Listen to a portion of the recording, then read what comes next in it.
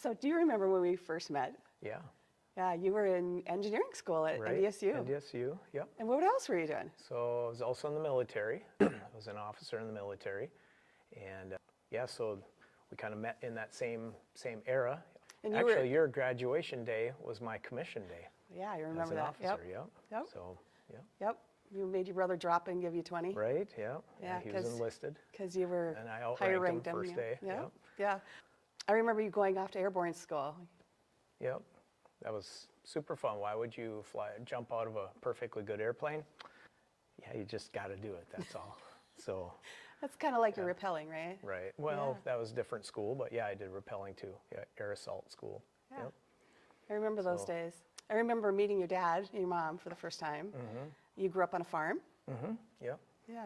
Yep. So yeah, we, Dad instilled in us a work ethic, and so we had each of us had chores to do, and so we were all responsible for our part of that. And if something didn't get done, then either, and it didn't happen very often, somebody kicked in for us.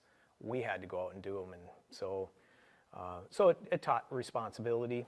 I do remember growing up in a house that was built to like maybe just minimum code, if that. And so I do remember, like I lived in the basement. That was where my room was at. I had 12 siblings, and so my room was in the basement, and there was no insulation in the basement, and so had just bare concrete walls. I just remember going down there and freezing, and we'd warm it up by putting another log in the stove, and so so that stuck with me as far as it was just uncomfortable.